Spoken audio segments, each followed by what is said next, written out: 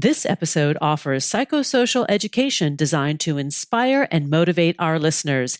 The information provided does not constitute a therapeutic relationship nor a substitute for professional mental health care. If you are experiencing a mental health crisis, call 911, go to your nearest emergency room, or for listeners in the United States, text 988 for the National Suicide and Crisis Lifeline. Warning, this episode contains brain food that will lead to improved emotional and social intelligence.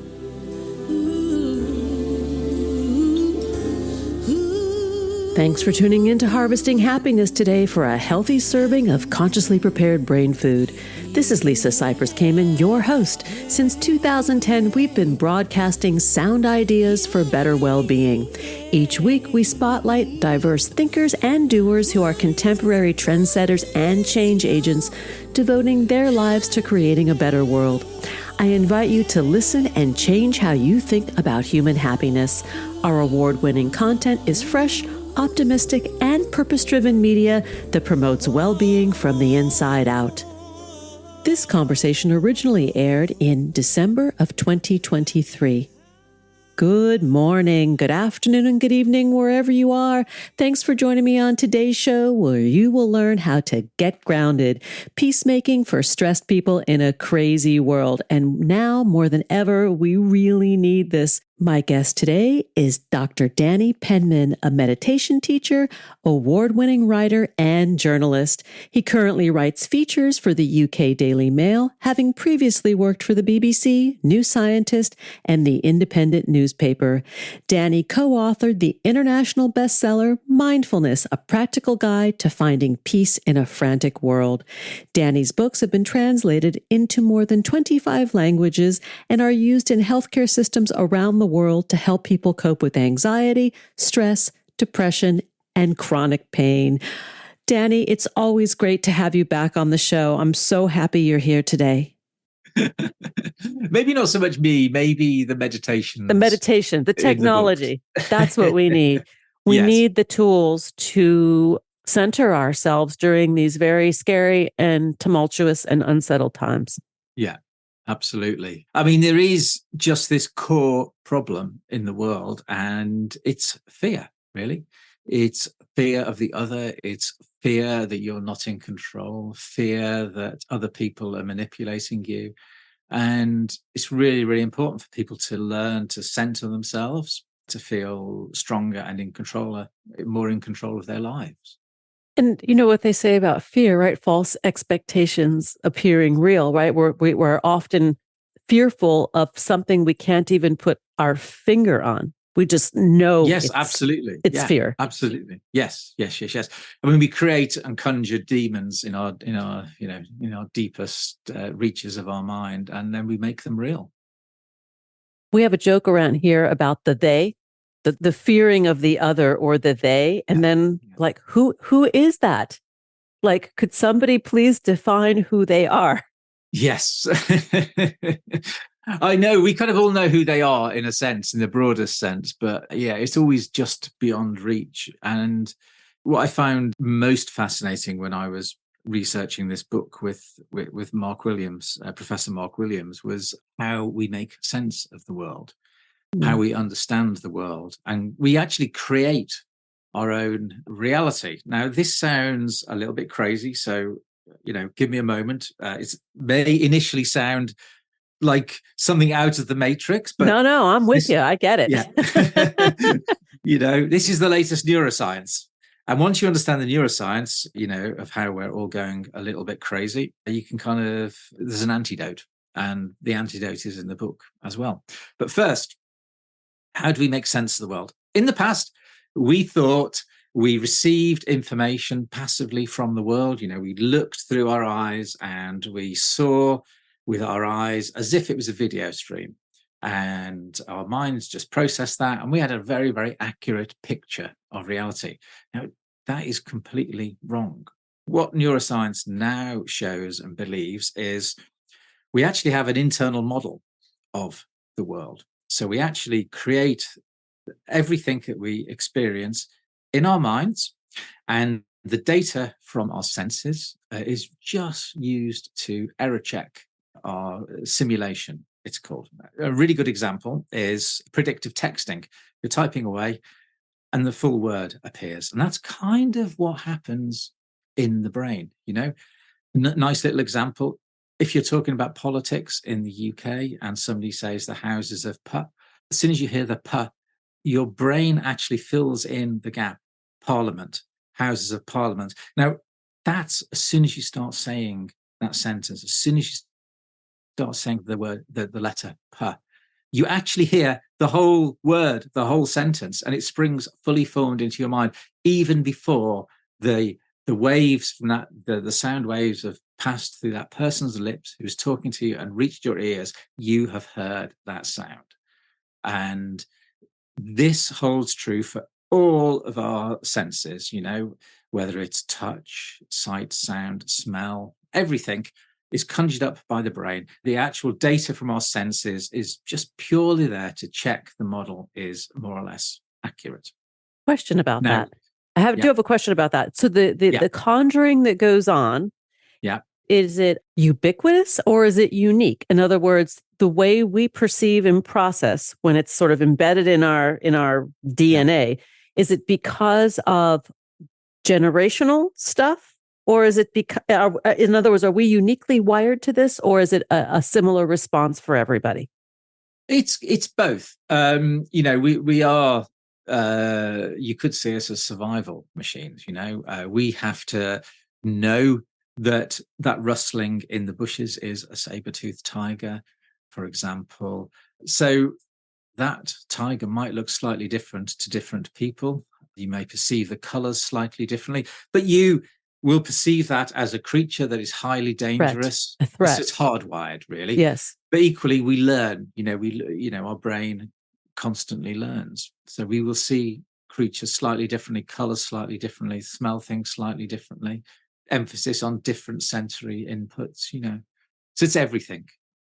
So if our real world is an internal expression, then that's actually hopeful in that gives us some controls as to how we reframe and process information. Yes. I mean, firstly, it explains why a great number of us are suffering, mental distress and mental ill health. Right now, particularly. Right now in particular. Yes. Because our model, unless you're constantly checking your model against reality, the potential is to slowly drift away from reality.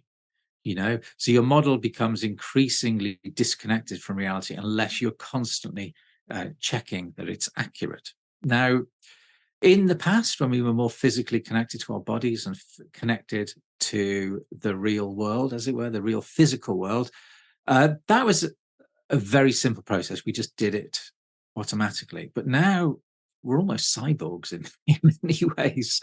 And we're so disconnected from each other and, more importantly, from our bodies and from the environment, because we all live in totally artificial environments. It means that our simulation, our model of the world, is drifting ever so slowly away from reality. And that is the source of an awful lot of distress. Now, that is really hopeful as well, because it means that the cure or the treatment for an awful lot of our suffering is actually just paying attention in really very simple ways, such as what we're looking at, what we are feeling, what we're smelling and tasting and hearing. Just paying attention to our senses means that we reconnect with, or rather reconnect our model, our simulation with the real world. And when you do the meditations in our book, very, very quickly, you will realize that so much of our distress and mental ill health is a result of the simulation just drifting away and becoming disconnected. So it's actually really hopeful. Yeah. What I'm hearing is it's very, very hopeful because it gives the locus of control back to the individual. We are not going to be able to control world affairs. We're not going to be able to control the weather or the economy and so on and so on. but we can control our experience of it. This is what I'm hearing you say. Yeah, absolutely. Absolutely. And, at the end of the day, these practices have been known for 2,500 years, and they're implicit in an awful lot of mindfulness teaching, but they're buried very deeply. So if you've done mindfulness in the past, you will have brushed upon these techniques, but never really practiced them in any detail. And on New Book, what it does, it takes these implicit, I suppose, messages that are in mindfulness and made them more explicit, brought them out so that you can then use them to relieve an awful lot of distress. And in this book in particular, when we're talking about deeper mindfulness, the new way to rediscover calm in a chaotic world, you break it down in terms of insights and put it into language that's not airy-fairy. It's for us to consume and utilize. I would say you've taken the woo-woo out of it.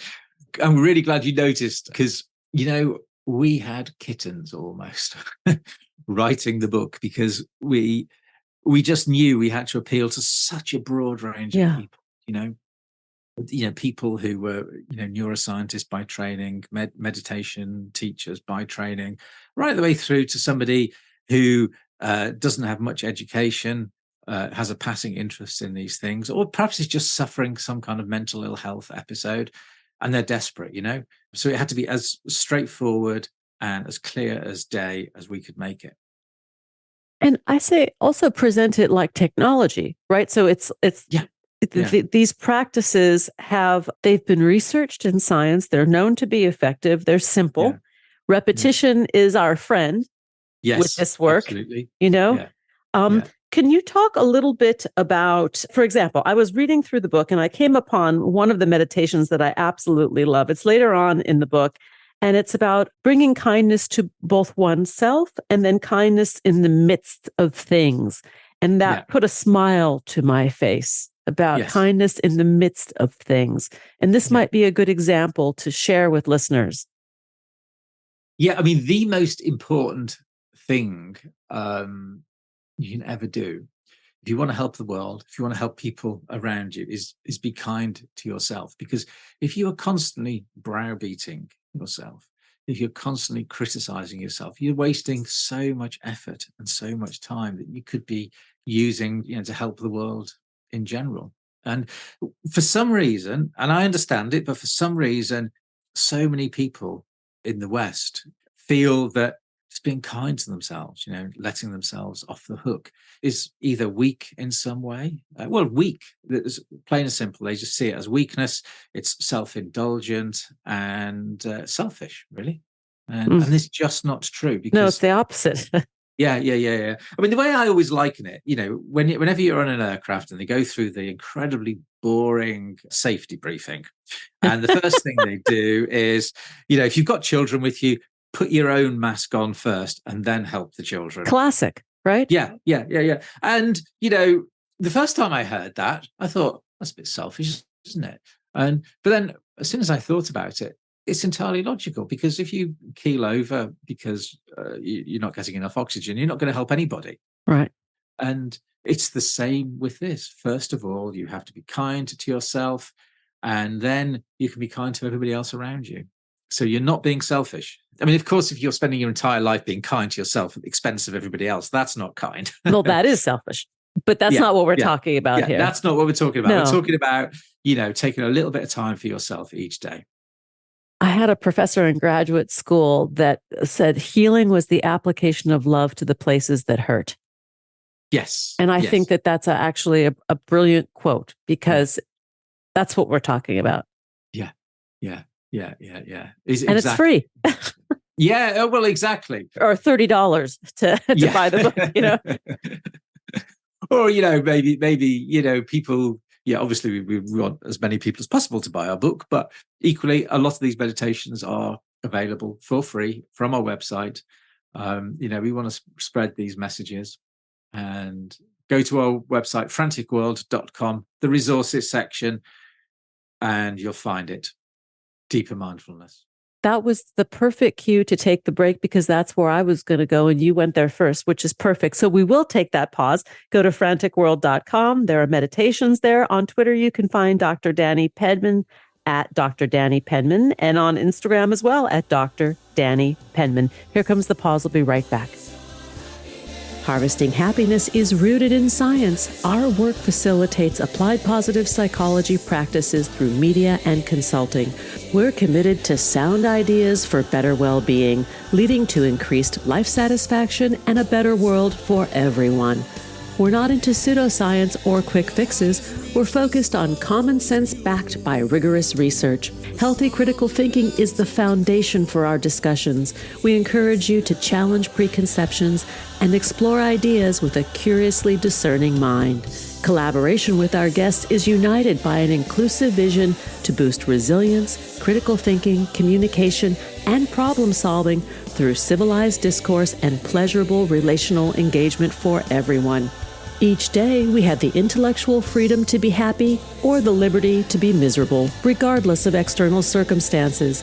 If you or someone you know is struggling with mental health, please seek support, because good psychological health is vital to the achievement of a healthy and satisfying life. Visit harvestinghappiness.com for psychosocial and educational services that boost emotional and social intelligence. And we're back, continuing the conversation with Dr. Danny Penman. We're talking about getting grounded, peacemaking for stressed people in a crazy world. Let's return to the conversation. So, Danny, in reading the book, I stumbled upon a little factoid in there that really gave me a chuckle, because I am a meditator. And that is that mindfulness can help improve intelligence. And I'm not going to ask you to quote all the details, but just yes, it does. These things work for very simple, straightforward reasons. If you are highly stressed, if you're chasing your own tail, then you are not using your brain to its full capacity. And if you regularly meditate, what happens is you tend to be far less anxious, far less stressed, happier, more engaged. And that just releases your brain power to do what it's best at, really. So chemically, right, it reduces cortisol, the stress hormone is reduced, which allows us to use the thinking mind, the wise mind, a little bit more fully, I think is what you're saying. Yeah, absolutely. I mean, what happens is if you're treating life as an emergency, then you're just running around. You're not thinking. Yeah. Nobody is capable of thinking in an emergency, which is why, the military, for example, will teach people how to behave in certain circumstances, because when they're under fire, they're not going to have chance to think clearly. They have to know to react in a nanosecond. Poof. The moment's gone. Let's talk a little bit about mental health problems, because I know that in your other books, you've also written about mental health. And I would love for you to elaborate on how these practices, these tools can help. Yes. Huge numbers of studies have now shown that, mindfulness in general is fantastic. One of the most effective treatments for anxiety, stress, and depression. People have always wondered, well, how does it actually work? They knew it was effective. And it turns out that it shares a really crucial feature in common with therapy, which is it teaches you how to decenter from your thoughts, so that you learn to see all your thoughts and feelings and emotions as kind of separate from yourself. You learn to take a step back, you gain wisdom, so that you're no longer wrapped up inside your negative states of mind. But crucially, mindfulness and therapy can only work if your thoughts and feelings and emotions have already appeared in your mind. Now, wouldn't it be really great if you could just go a little bit upstream to the moment just before they've appeared? And it turns out you can, because in the moment that the unconscious mind crystallizes into the conscious mind, there's this very, very brief moment where your mind just categorizes everything in a very simple way as either pleasant unpleasant, or neutral. And these are called feeling tones. And they were known in the ancient world, largely forgotten about, but have recently, these ideas have been rediscovered by the West.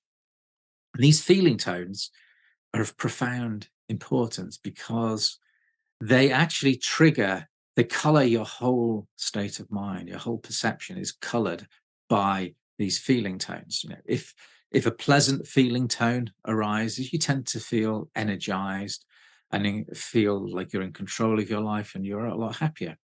If the feeling tone is unpleasant, then you tend to feel kind of unhappy, a little bit stressed, on the back foot. And if they're neutral, you just want to sit there and do nothing. Everything is kind of okay, but not really. So you just sit there.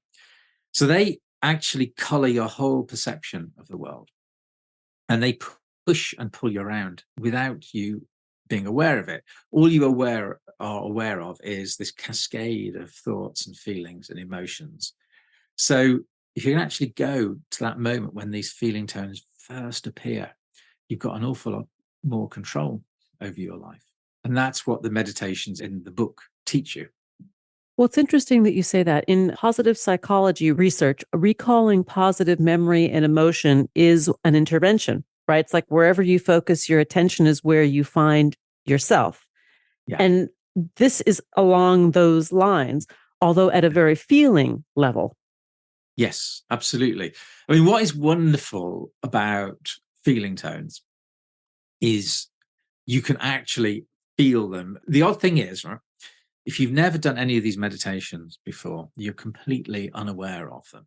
And then as soon as you start to do these meditations, you become aware of this whole layer of consciousness that you were utterly unaware of before. And it's a really strange experience because these are not complicated.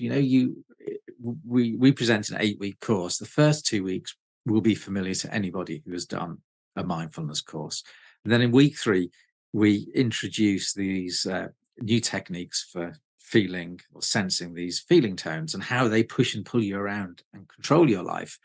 And the first time I came across them, I was completely blown away because everything suddenly fell into place. And, I've practiced mindfulness for decades and I've never felt such a release. I felt like I was finally in control of my life as much as it's possible to be. And of course, you stop meditating and within an hour or two, life is back to normal. But then gradually, if you do these meditations each day, you get longer periods of this sense of being in a lot more control, a lot calmer, as if the chaotic world around you is no longer controlling you. It's there. I mean, it's out there, but it is not Yeah. the driver. Absolutely. Yeah. And, I was really genuinely shocked at how powerful these techniques are and how really physically real these feeling tones are. The techniques teach you to gain a sense of what is going on in your body, and your body reacts physically to absolutely everything, moment to moment to moment. And most people, most of the time, are not aware of this, and it is shocking how the way that you get this flickering feeling tone that just sends your mind and body off in sometimes in an unpleasant direction, sometimes in a pleasant direction, but you are not in control of it. And it's only through these techniques that you can learn to regain a lot more control over your life. If you were to share one or two really simple practices, interventions that somebody could take away from listening to this episode, what would you say to somebody? Okay, if you've got 1 minute and you're standing, just stand, close your eyes if it's safe to do so. Feel the ground beneath your feet. Spend a few moments breathing and gradually begin to notice the physicality. How does the sensations flow through your body? And then gain a sense of the way that the mind categorizes everything. So as pleasant, unpleasant, or neutral. For example, if you hear a sound, you will instantly sense whether it's pleasant or unpleasant or neutral. And what the techniques in the book teach you is to feel them really deeply in your body. So just spend a minute doing that, acknowledging, categorizing every experience that you have moment to moment to moment as pleasant, unpleasant, or neutral. And, it's when you can learn to do that, even just for 1 minute, you gain so much more control over your life. So you get a lot of the downloads, meditations, right? You get a lot of meditations, in the book are 10 minutes. And we ask you to do them twice a day. And, it's in some ways it seems counterintuitive to just spend a minute, try it. I'm trying to teach something that I really need to spend 10 or 20 minutes teaching you. But in the minute you can get a big download of information, right? If you are running, if you are operating at sort of a high velocity and you stop for that minute, your body will feed you a lot absolutely of data. Yeah. So it's really a question of, one of the techniques we use is a breathing meditation. And each time you breathe out, and then there's a very brief pause before you start to breathe in again, and just categorize your whole experience in that moment as pleasant, unpleasant, or neutral. And if you do that for 10 minutes or so, you really gain a sense of these feeling tones. This Veda goes right the way back to the ancients. And what I find personally most fascinating is all life on this planet kind of experiences something quite similar, because if you're a bacteria or an amoeba, you need a way of sensing whether something such as nutrients, you need a mechanism of sensing nutrients or light and to move towards them. And if something is toxic, you need to know how to move away from them. And that's essentially what feeling tones do, is take us back to that quite primeval level of the way we're pulled towards certain things and pushed the way we need to push away from other things. And on top of that layer is built our consciousness, is built our thoughts and our feelings and emotions. And so I find it really strange and quite magical that even the simplest life forms on this planet need a means of sensing whether something is good or whether something is bad. And you can't do that moving. You can't do that on a squirrel wheel. Yeah, exactly. And I love that idea that everything on this planet shares that basic experience, that, an amoeba probably isn't conscious, but it has the building blocks of consciousness. We have built our whole conscious experience on top of these very primal drives and instincts. It's sort of like for gardeners out there, right? The analogy of, that you need the light and water in order to grow whatever it is you're growing. Yeah. And that the plant life will gravitate towards the sun, towards the light. Absolutely. And that's in essence what these feeling tones are. And we are so unaware of them unless we learn to pay attention to them. Oh. And paying attention to those feeling tones means that we recalibrate our internal model of the world, our simulation. And it's that recalibration of the simulation and our models that actually makes us sane again. And that's the crucial thing. Mental illness in many ways is caused by our simulation drifting away from reality, and feeling tone meditations allow us to recalibrate our simulation and restore our sanity. I'm writing that down because that's great. So it's in the state of observation that we restore the sanity. Yes, absolutely. And it's really quite as simple as that. It is the observation and the feeling and the reconnecting that restores our sanity. And that is why just going outside and breathing fresh air or looking at a beautiful view, just that reconnection is often the greatest relief for somebody who is suffering from mental ill health. But of course, they then go back to their life and the insanity and the mental ill health returns. But for those few moments when they're looking at something beautiful or breathing fresh air, they're fully sane, fully reconnected. And what the meditations in our book do is allow that process to kind of unfold day by day by day. And gradually, people just become an awful lot saner and happier and, reconnect with life. Well, I urge our listeners to grab a copy of Deeper Mindfulness, The New Way to Rediscover Calm in a Chaotic World by Dr. Danny Penman. What I do really love and endorse about this book is all the science behind it. I think that is very important for the skeptics and seekers alike to understand the neuroscience behind what you are teaching us. And that's very, very powerful. You can connect with Danny at franticworld.com. He's got a bunch of meditations over there as well. And on Twitter and Instagram, you can find him at Dr. Danny Penman. As always, such a pleasure to spend time with you. Thanks for taking time out of your day to hang out. No, it's great to talk to a fellow traveler. And yes. Hopefully there's many fellow travelers in the, listening to this today. That's the goal. Yes, exactly. Because it is the antidote for the insanity we're living in. It really is. It really is. Thanks for joining us on Harvesting Happiness today. This is Lisa Cypers Kamen on behalf of my guest, Dr. Danny Penman, wishing you kind thoughts, kinder words, and the kindest of actions. Until next time, remember, happiness is an inside job. Happiness is your inside job. Please go out and rock your day and remember to be kind to one another. Want to explore more sound ideas for better well-being?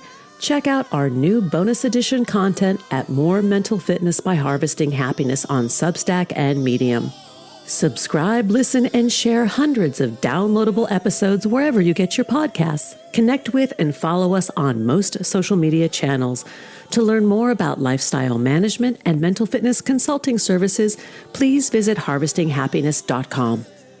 Harvesting Happiness and More Mental Fitness are produced by Lisa Cypers Kamen, Andrea Mengele, Robin Boyd, Andrea Daly, and the excellent team at Podfly Productions, including Eric Begay, Kimberly Beck, and Alec Guess, in collaboration with TogiNet Radio, KBUU, RadioMalibu.net, and is available on PRX, the Public Radio Exchange.